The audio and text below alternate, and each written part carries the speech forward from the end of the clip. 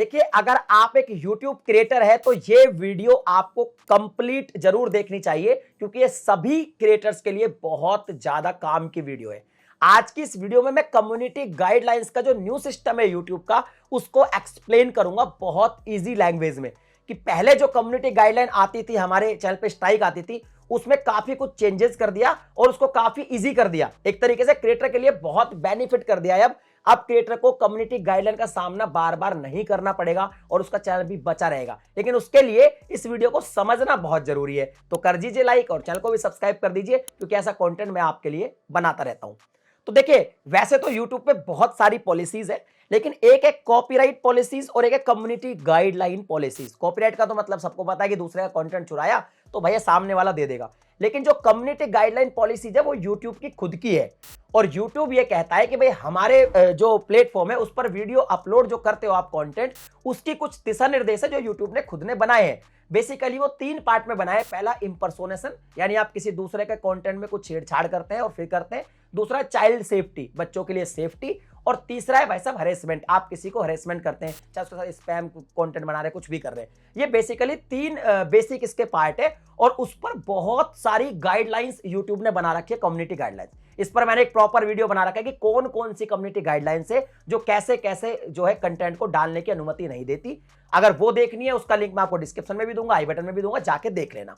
बात करते हैं कि यहां पे जो चेंजेस किए गए हैं, अब ये सिस्टम कैसे काम करेगा और इजी कैसे हो गया है। तो देखिए, YouTube ये कहता है, उसने अभी ये रियलाइज किया है कि जो नए क्रिएटर है उनको एक्चुअली इन गाइडलाइंस का पता तो होता नहीं है, ना उनको नॉलेज होती है।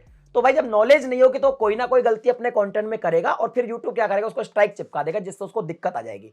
तो अभी फिलहाल ये सिस्टम कैसे काम करेगा उसको समझिए। बहुत इजी लैंग्वेज में समझा रहा हूं। मान लीजिए आपने अपने चैनल पर वीडियो बनाना शुरू किया और आपकी कोई भी किसी भी एक वीडियो के अंदर आपने जो कम्युनिटी गाइडलाइंस है बहुत सारी, उनमें से किसी एक गाइडलाइन को फॉलो नहीं किया, किसी भी एक को, और YouTube के वो पकड़ में आ गई, तो YouTube क्या करेगा, आपको एक वार्निंग दे देगा। वार्निंग देगा कि भाई साहब आपने इस वीडियो के अंदर हमारी कम्युनिटी गाइडलाइंस को फॉलो नहीं किया और वो गाइडलाइन ये है, उस गाइडलाइन के बारे में भी बता देगा। अब वहां पे जब वो गाइडलाइन आपके पास वार्निंग आएगी तो आपके पास क्या 3 ऑप्शन होंगे, 3 ऑप्शन, उनमें से आप कोई भी चूज कर सकते हैं। पहला ऑप्शन तो ये है कि भाई साहब आप कुछ भी ना करें और चुपचाप बैठे रहे और वार्निंग को देखते रहे। अगर आप ऐसा करेंगे तो वो वार्निंग लाइफ टाइम आपके चैनल पर रखी रहेगी, ऐसे ऐसे पड़ी रहेगी वो वार्निंग, ठीक है। दूसरी बात यह है कि अगर मान लीजिए दूसरा ऑप्शन आप चूज करते हैं, वो ऑप्शन ये है कि आपको ऑप्शन मिलेगा अपील करने का। कि अगर आपको लगता है कि यार मैंने ये जो गाइडलाइन बता रहा है YouTube, इसके बारे में तो मुझे जानकारी है और इस गाइडलाइन को तो मैंने पूरा फॉलो किया है इस वीडियो में, यानी कि ये वार्निंग मुझे गलत मिली है, तो आप उसके लिए अपील कर देंगे। अपील कर देंगे तो YouTube आपकी जो वीडियोस को वापस से रिव्यू कर लेगा। और जो तीसरा ऑप्शन है ना भैया, ये बहुत इंपॉर्टेंट है। वो ऑप्शन ये है कि अगर आपको ये पता चल जाए कि हाँ, जिस गाइडलाइन के बारे में बात कर रहा है वो सच में मैंने इस वीडियो में गलती कर दी है, या मैंने गलती करी है नहीं करी मुझे मालूम ही नहीं है, मैं इसके बारे में और जानना चाहता हूं, तो वहां पे क्या होगा कि आपको पहले बताएगा ये पॉलिसी है, उसके बारे में एक ट्रेनिंग ऑप्शन देगा। उस पर जब आप क्लिक करोगे तो आपको ट्रेनिंग मिल जाएगी, उस गाइडलाइन के बारे में बताया जाएगा कि ये हमारी ये वाली गाइडलाइन ये वाली थी, इसको आपने फॉलो नहीं किया और इसकी वजह से आपको ये प्रॉब्लम हुई है और ऐसे ऐसे गाइडलाइन ये काम करती है, इसकी वजह से आप ऐसे ऐसे वीडियोस नहीं बना सकते। यानी प्रॉपर वो आपको नॉलेज देना चाहता है। अब आपने क्या ट्रेनिंग ले ली और ट्रेनिंग कर ली कंप्लीट, तो उसके बाद क्या होगा, 90 डेज के बाद वो वार्निंग जो होगी वो आपके चैनल से रिमूव कर दी जाएगी और आपके चैनल पे कोई दिक्कत नहीं है। अब यहां पे भी 2-3 सिनेरियो है। मान लीजिए आपने अपील कर दी और अगर अपील भी आपकी रिजेक्ट हो गई, सपोज आपने अपील कर दी, आपको लगा मैं सही हूं, आपने अपील करी और अपील आपकी रिजेक्ट हो गई, तो भी आपको ट्रेनिंग का ऑप्शन मिलेगा। आप फिर से ट्रेनिंग करके और फिर से ये काम कर सकते हैं। और अगर आपने कब कुछ भी नहीं किया तो वो लाइफ टाइम आपके चैनल पे वार्निंग पड़ी रहेगी, लेकिन ट्रेनिंग का ऑप्शन भी रहेगा। आप ट्रेनिंग कभी भी कंप्लीट करके उसको 90 डेज के अंदर हटवा सकते हैं। अब करते हैं दूसरे सिनेरियो की बात। मान लीजिए कि आपने ट्रेनिंग कंप्लीट कर ली, अब 90 डेज का आपके पास टाइम है, 90 डेज बाद वो वार्निंग हटेगी।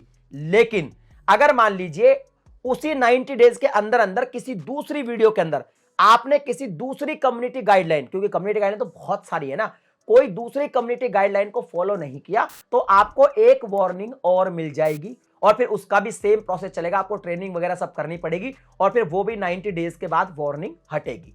क्लियर। इसमें एक सिनेरियो और बन सकता है कि मान लीजिए आपने कोई वार्निंग आपके पास आई और आपने उसकी ट्रेनिंग वगैरह सब ले ली और 90 डेज जो है वो 90 डेज का टाइम खत्म होने से पहले उसी नियम को, जो आपने गाइडलाइन पहले फॉलो नहीं की थी, ट्रेनिंग भी ले ली, दूसरी वीडियो में उसी गाइडलाइन को फिर से फॉलो नहीं किया, तो फिर आपको मिलेगी पहली आपकी एक्चुअल कम्युनिटी गाइडलाइन स्ट्राइक। ध्यान रखें, तब मिलेगी।